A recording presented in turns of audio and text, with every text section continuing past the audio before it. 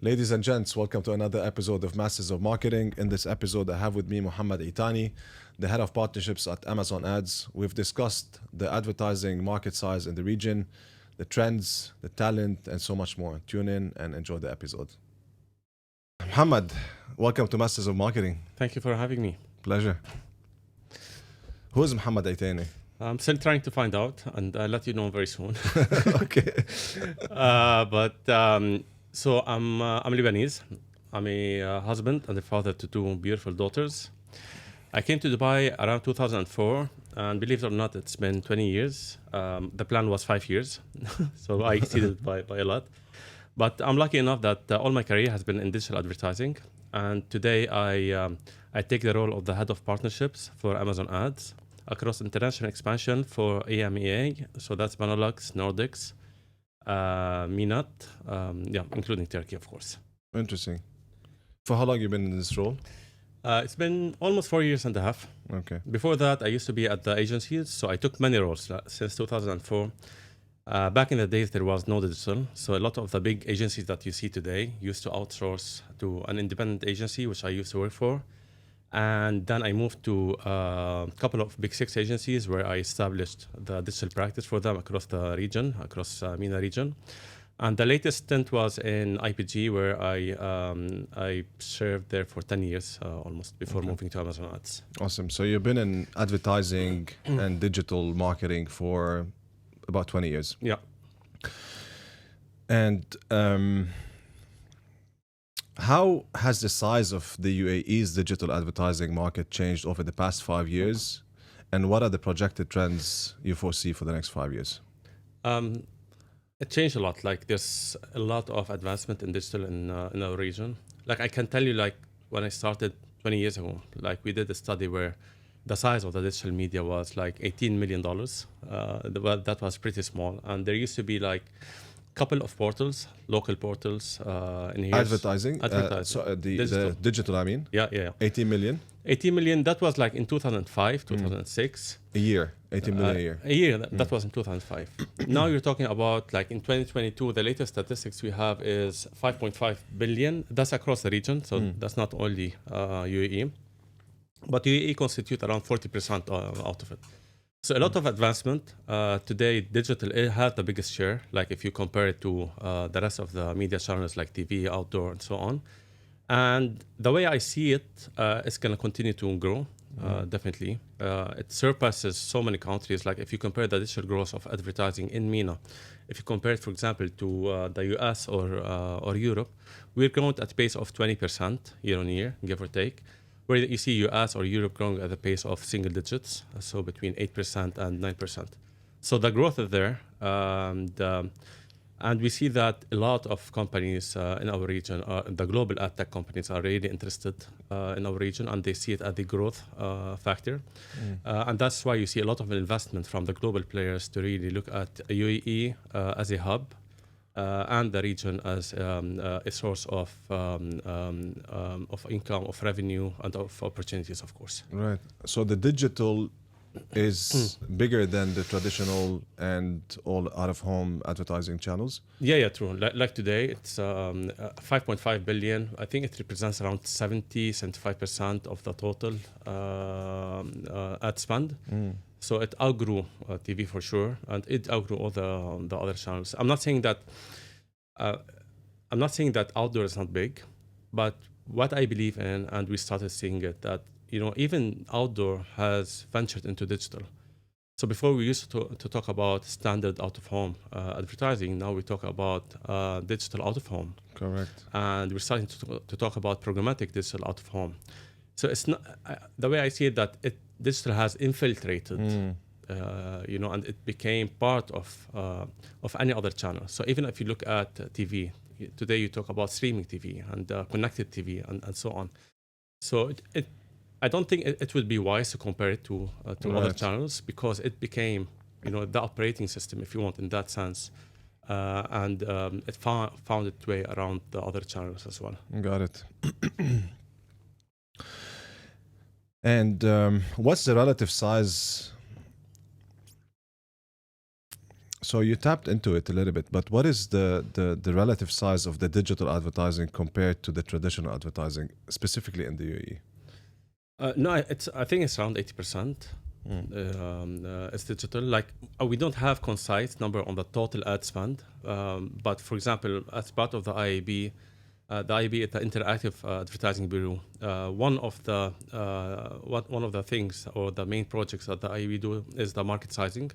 So it sizes the digital spend by channel and in total, and also by country across the region. It says that in 2022, the digital spend was around 5.5 billion.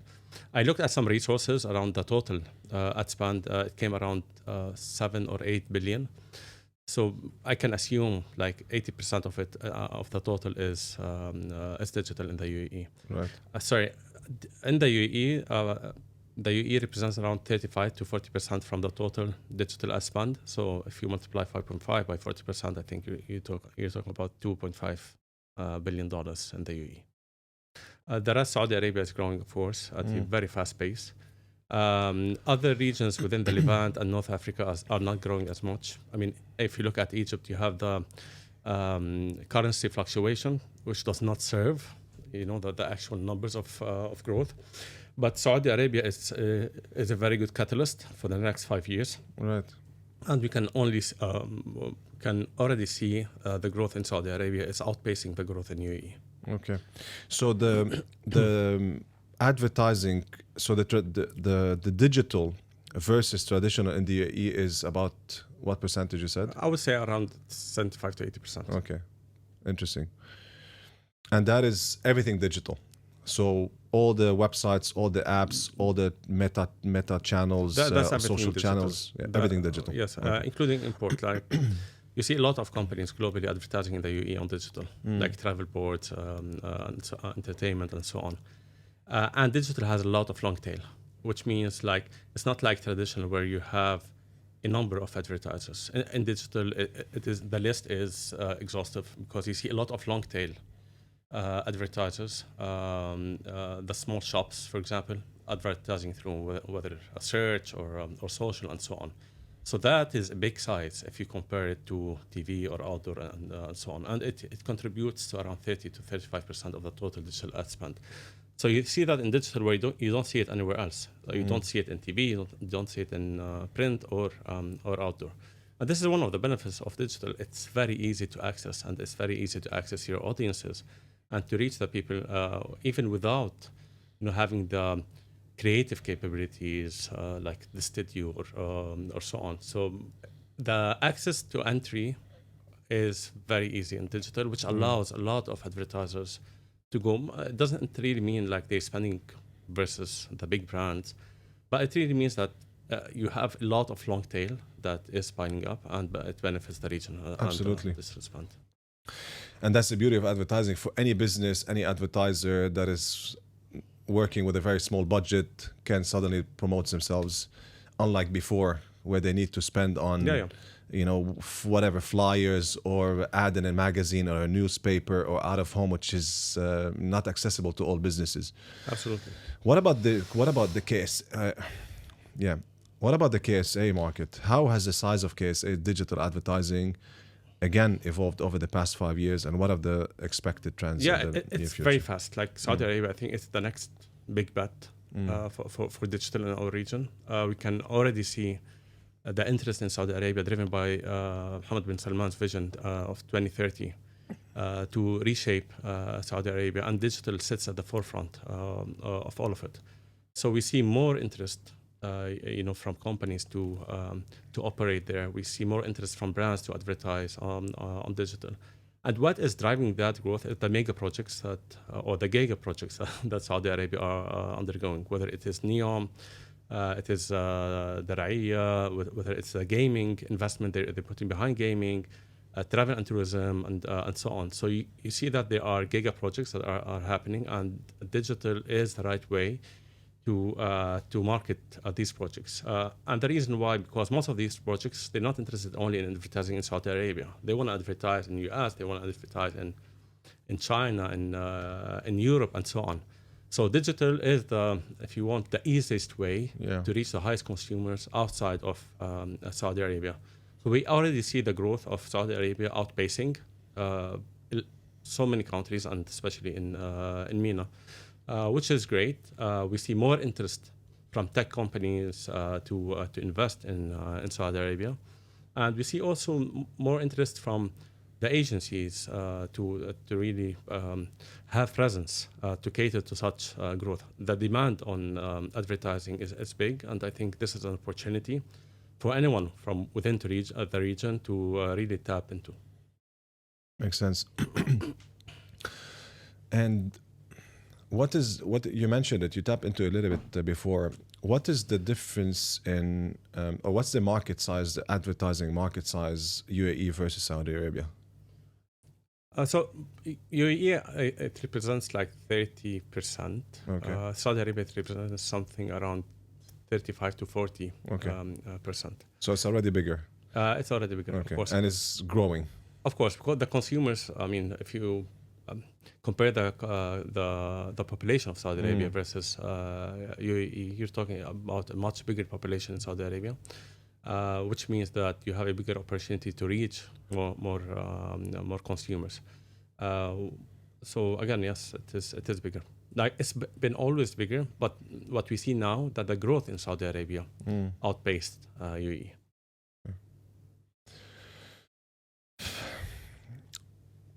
What's also interesting about Saudi Arabia, since we touched on that, like it is a young population. More than 70% of the population is actually below 21 or so. So you see, it's a very young population, and the consumption by default on social or other search or CTV is quite high, which is very appealing for any brand to reach those consumers through. So that's why you see that digital outpaced the rest, because the consumers are there. The consumers today, they consume all of their news and updates on social media. And because we are talking to such a demographic, which is hard to find in any other country, you see that digital platforms are, I'm talking about Meta, Snap, and the rest, have very strong base in there, driven by the population, the age, and the demographic of Saudi Arabia. So that's in terms of reach. What about the buying power of UAE versus Saudi Arabia? Like Saudi Arabia, not all I assume that not all the population, so the majority of the population don't have the means that the UAE residents have. So in terms of impressions, yes, there are so many. What is it? What's the size of Saudi Arabia now? How many million? I would talk around 3.2 billion dollars in digital spend. So that in terms of population, yeah, it's around 30 million or so. Right. I thought it was about 40 million. Yeah. Let's ask Siri. What's the population of Saudi Arabia? Okay, 37 million and a half. Okay. Siri knows better. So basically about 4 times the size of the UAE of course. in terms of population. But here, we all, like the local community is, I think, is about less than 10%. Yeah. And the remaining is people that are working. Yeah. So logically, to me, the buying power of the UAE residents is higher than the Saudi residents. Yeah. It might be. So how would that affect the purchasing, or, if you will, the sales for brands advertising in UAE versus in Saudi Arabia? I don't think it has much of an impact. Like, it really depends on the brand, and yes, the purchasing power might be different, but it wouldn't have an impact on brands advertising through digital. I think the main difference between here and Saudi Arabia is that Saudi Arabia has many rural areas that are hard to reach, where UAE doesn't as much. But that's from a reach standpoint. From purchasing power, like I don't think there is it doesn't have a big impact on the digital ad spend, or even the usage of digital. Like internet penetration there, it's like 97%. So almost every single person have access to internet. Correct. So I don't think it is very. It will have an impact. I'm thinking like for brands like FMCG brands, Yeah. like maybe not electronics. If the purchasing power here is bigger, so electronics maybe is not the right vertical to advertise as much in Saudi Arabia. But for example, the home products, food, cleaning products, stuff that is fast paced, that is needed on a regular basis. Maybe it makes sense for Saudi Arabia. Such brands make more sense to market in Saudi Arabia, but because the market is 5 times bigger. But for example, real estate, is that the market where now investors are interested in? Or it has become, of course. Yeah. I mean, real estate, it will be the market. I see it in 2-3 years down the line. Saudi Arabia are, if you want more and more, they are easing restrictions on foreigners buying in Saudi Arabia. So, and there are interest from expats and foreigners to invest in the real estate, and this will grow. So the way I see it, that real estate is something that will grow in the upcoming 5 years or more. But it really depends on the audience, correct? I mean, even if you're real estate, like if you know how to reach the audience, you have the right strategy, tactics to reach and engage with those audiences. I mean, definitely, real estate is more niche of an industry versus FMCG in this case, or even electronics. But it doesn't mean that it's hard to find people on digital. You just need to have the right strategy in place to make sure that you have. You are really creative in reaching and engaging with those audiences, but because they exist, they're just like any one of us, correct? They use the internet, and they are always online. So it's just finding ways to reach and engage is what makes a difference here. Makes sense. So you're not talking mass, you're talking niche, where in FMCG you're talking more mass than niche. What about retail, like Amazon, for example? How, like Amazon or Sharaf DG or whoever, like the big boys, how is it, or like InstaShop, for example, or Noon? How is it compared to from UAE versus Saudi Arabia? No, e-commerce is big, like whether it's in UAE or in Saudi Arabia, and we see, like, especially during, I think COVID played also like a role in that, where more people went on e-commerce to buy their necessities. But e-commerce is big, whether here or there. And definitely, I believe UAE has a bigger penetration on e-commerce versus Saudi Arabia in terms of population that buys online. But Saudi Arabia is it's in growing country when it comes to e-commerce, and it really opens up doors for advertisers to really find users who might be interested, in buying and their products and so on. And when we talk about that, we cannot negate the fact that of what we call retail media. So retail media is a new form of, if you want, of advertising, where brands can use the shopper behavior signals of audiences or shoppers online to reach them based on their signals, whether it's lifestyle signals or in-market signals. So it allows advertisers to use shopper behavior, if you want, signals to reach audiences who might be interested in their products. So retail media is one of the most growing, I think, in the next couple of years. It will continue to grow as more people turn to marketplaces to find, review, and buy products. Makes sense. What about the breakdown between English and Arabic content in the advertising landscape, particularly in the UAE and Saudi Arabia? No, I think content-wise in the UAE is different than Saudi Arabia for sure, because most of the content here is English, and many of the people who consume content is in English. Do you have a breakdown in percentage? The latest research, it was like 70-30. 70-30? So English, Arabic, okay. Yeah. It's the total opposite in Saudi Arabia. Right. But we have big opportunity to play in Arabic content. I think it is undervalued. It is underrepresented Here in the UAE. in both countries, mostly in Saudi Arabia. You don't see a big representation of Arabic content versus English. Like you will find forums here and there, but you won't find investment being put into Arabic digital content. I'm not saying it's not there. I'm just saying that there is a room for improvement. And as an industry, we play a key role in supporting that. And anyone that wants to open a forum or a portal, an Arabic portal, will need investment, correct? And will need users. And by that, it is like a flywheel where you need users, you need more content, and then you need money to sustain that. That will come from brands and so on, which will help you develop better content and then attract more users and so on. You don't see it. You see attempts. Some of them are successful. But we have an opportunity really as Arabs, in the region, to support the Arabic content across Saudi Arabia as well as UAE. 100%, and I totally agree with that.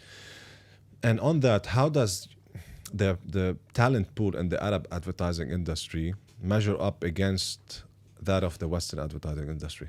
So we've made progress on talent, but and there are attempts, successful attempts from governments and bodies, such as the IEB, which I spoke about earlier, to really nurture and grow Arabic talents, or talents in general. So, but there is a big opportunity for talents to be more lured in and attracted to digital.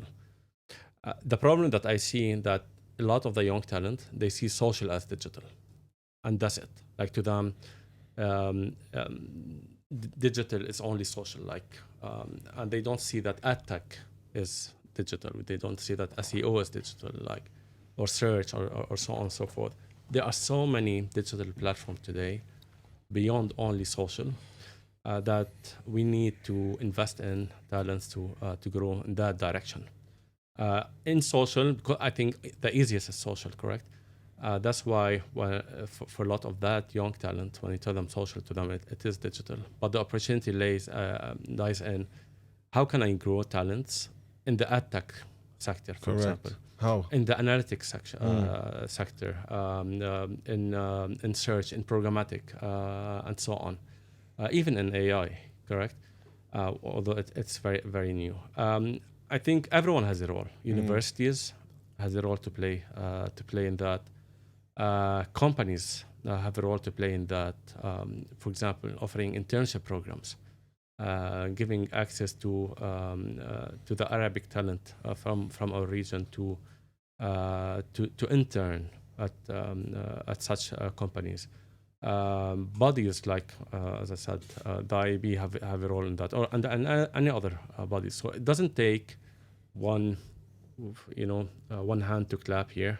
As an industry, we should really invest collectively in it, starting from universities by offering more degrees that are specialized in digital. And I'm not talking about the top digital. I'm talking about really advanced in ad tech as a career, or analytics, data analytics, and so on.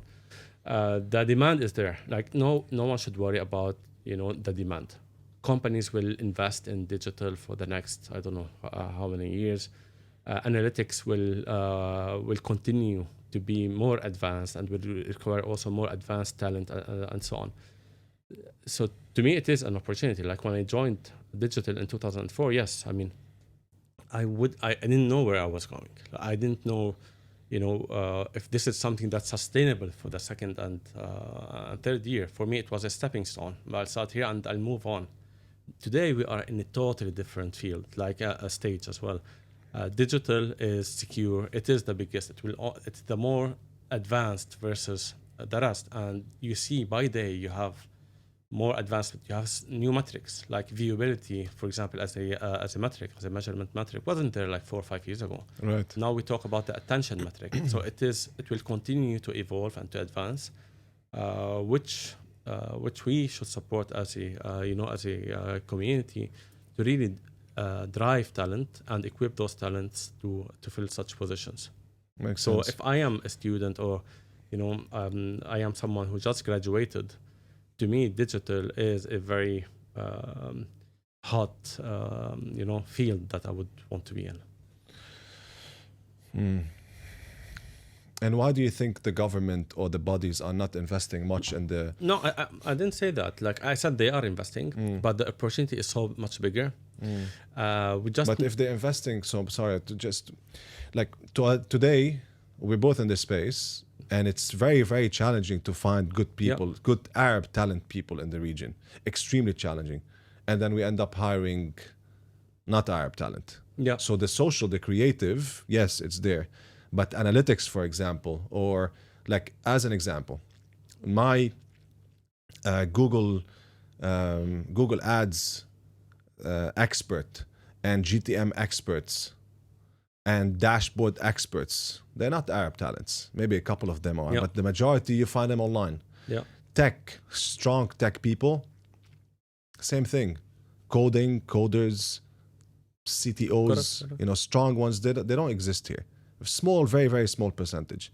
Versus, for example, Sweden or Holland or Poland or Ukraine. Or the US, for example, for Google Ads specialist, or Brazil. Here, it's a very small percentage. And you don't see them, like you go on Upwork, for example, all the big, the most talented people, they don't sit here. Yeah.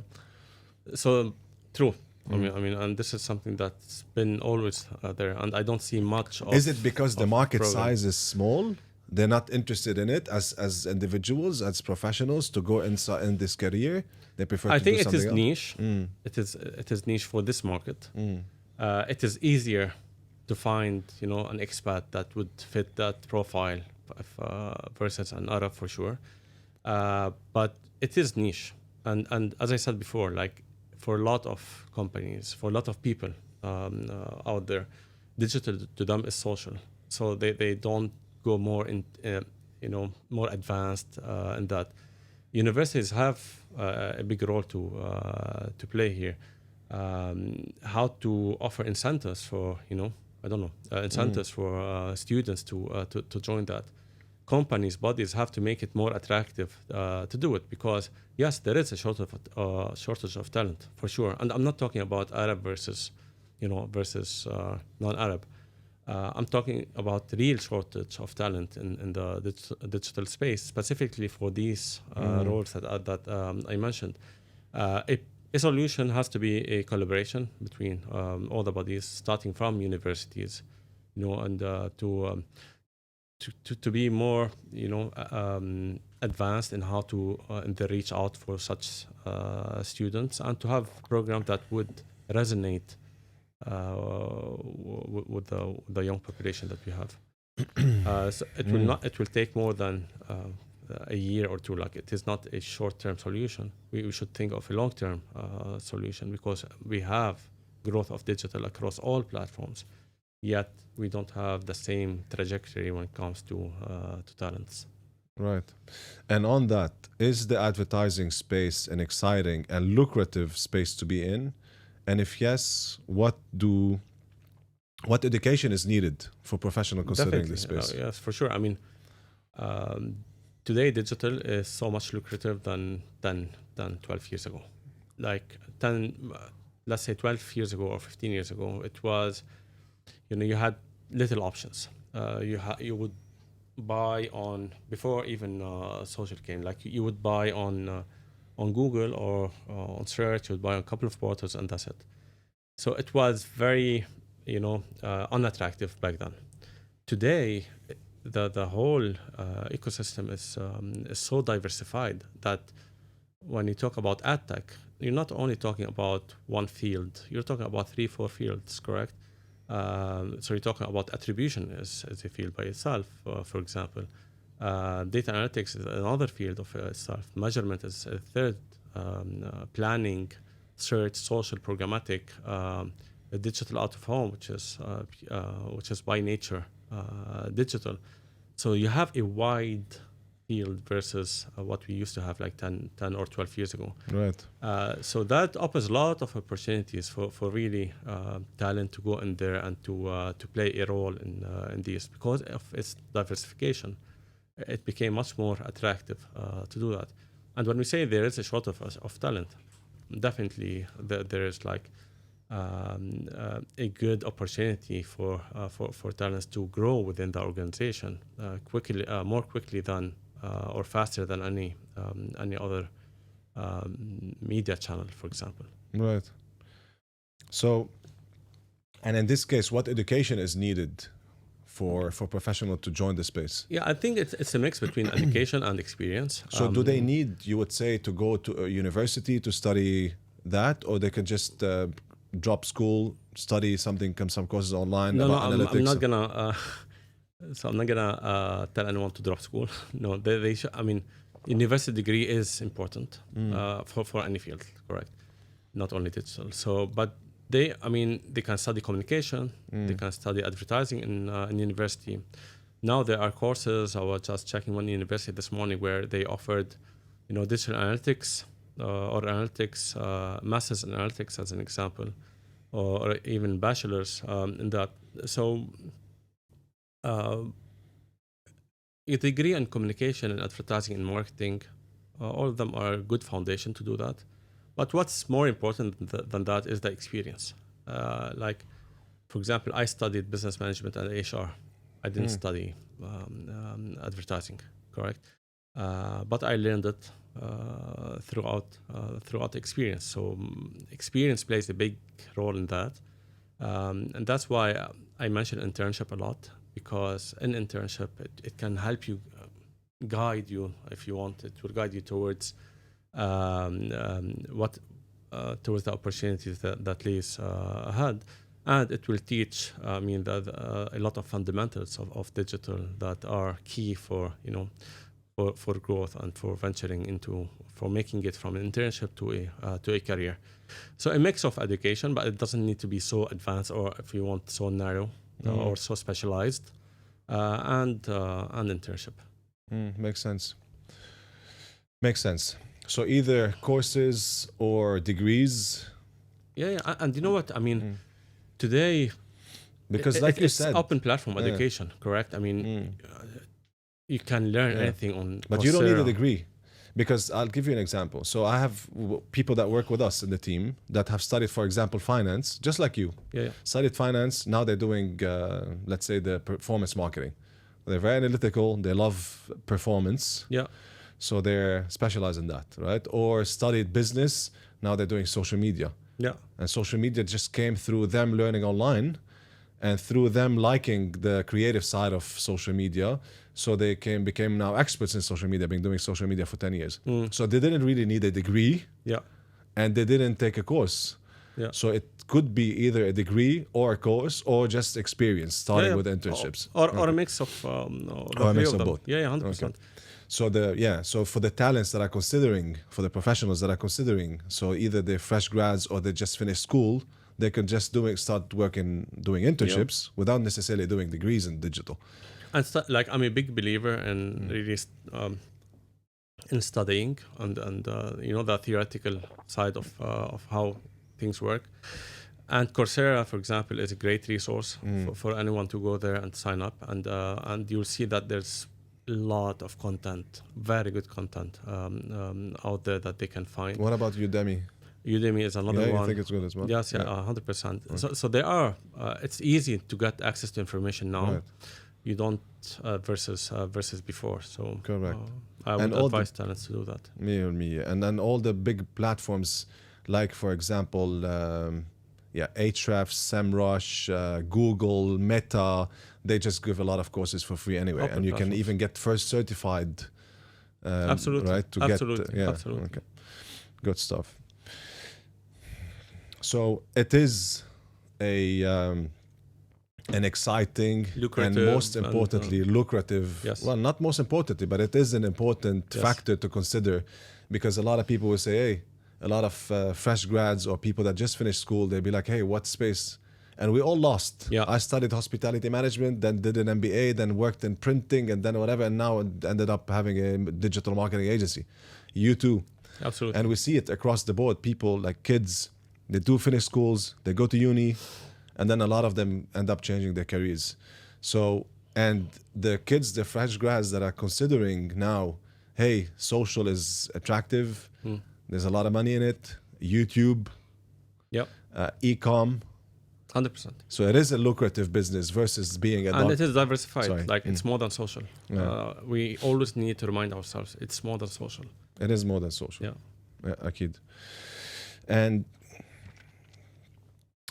which advertising channels are mostly consumed by users in the UAE and KSA Arabia, and which are the most profitable ones for brands and agencies alike? What do you mean by channels? Like, Digital channels. I mean, every digital channel today serves a purpose. Correct. It really depends on the strategy and the marketing plan. You have in mind. But Snap, for example, is it big? Is it growing? Snapchat. Snap is big in our region. What about X, Twitter? You'll always find audiences that are on these social platforms. Snap is bigger in our region than so many other regions, for example. Right. Twitter is also big.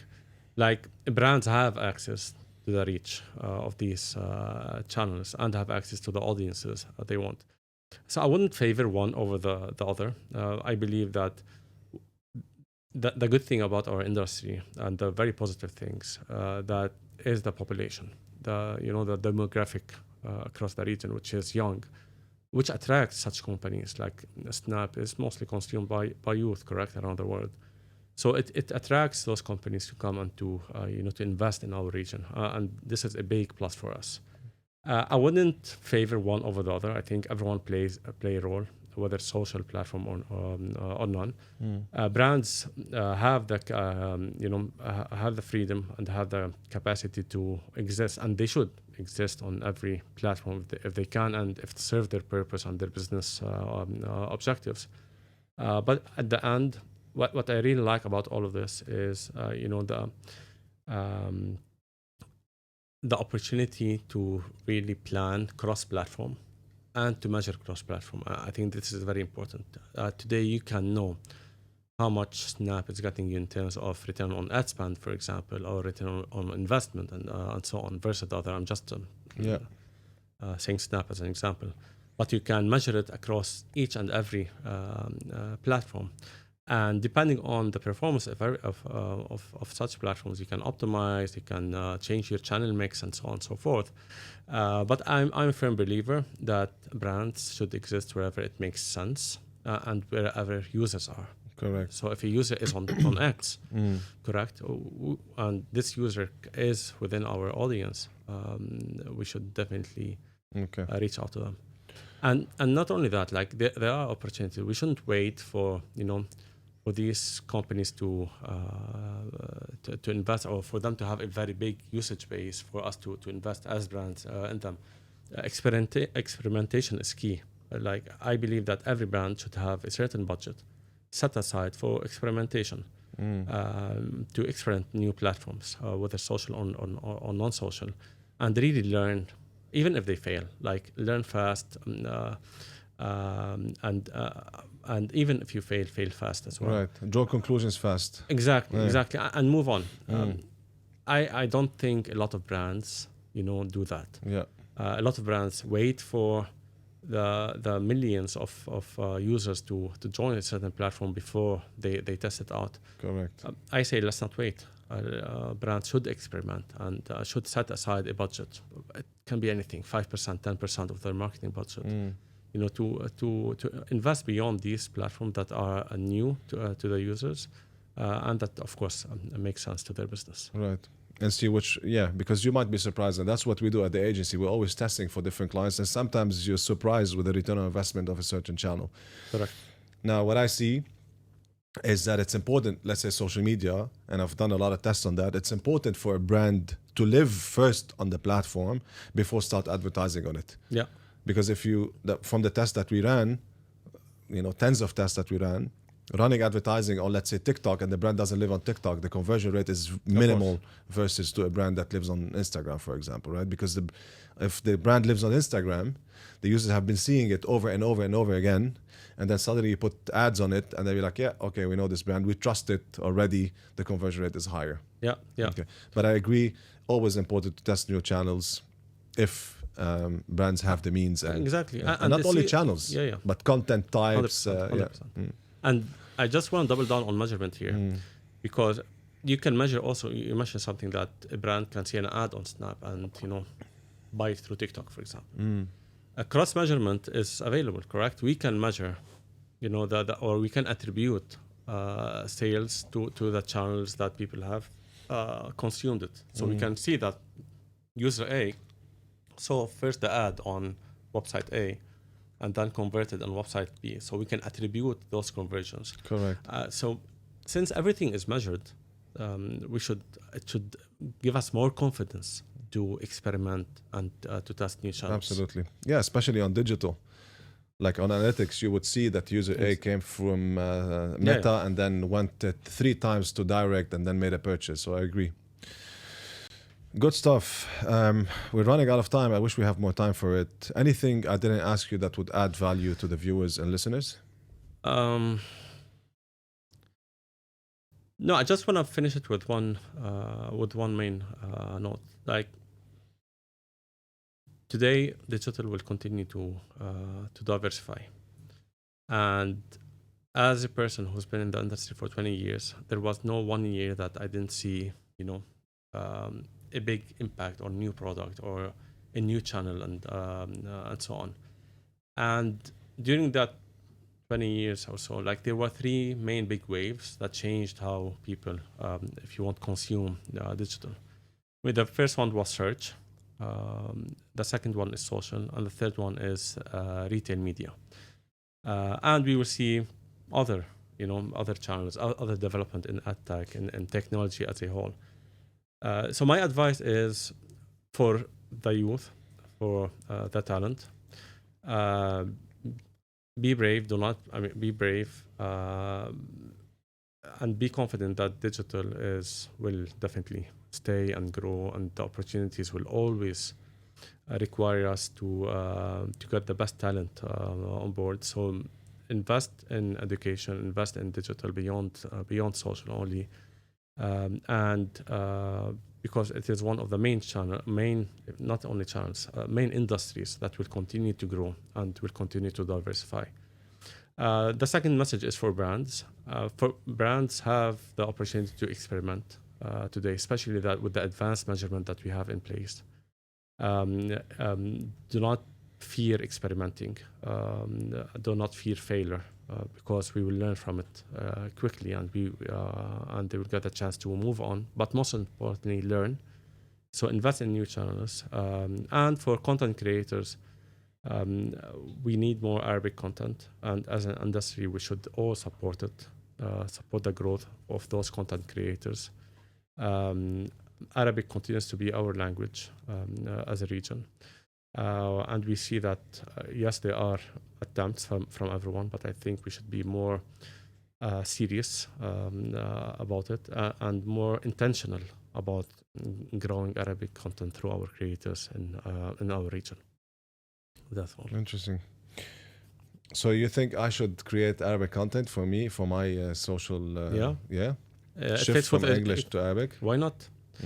And it will fit into the experimentation that we just mentioned. Yes, why not? I mean, it is underrepresented, and it is an opportunity to do that. So why not do it and see how it performs? Do you have any ask for the viewers and listeners? No, I think I summed it up. My only ask for the viewers, I already mentioned it. But yeah, I mean, feel free to reach out to me. I'll share my contacts with you, my social handles. I am a mentor, so if anyone wants to seek more advice, want me to guide through their career, have any questions, they can reach out to me directly, and I'll be happy to support For free? for free. Don't say it. I'm gonna put his email. Session 1 for free. Hey? Yeah, session 1 for free. First 15 minutes. No, but it's nice of you. Me too. Likewise. I feel the same. I'm always happy to help. So good to have you. Thank you for coming. And until next time. Thank you. Thank you. Pleasure. Thanks.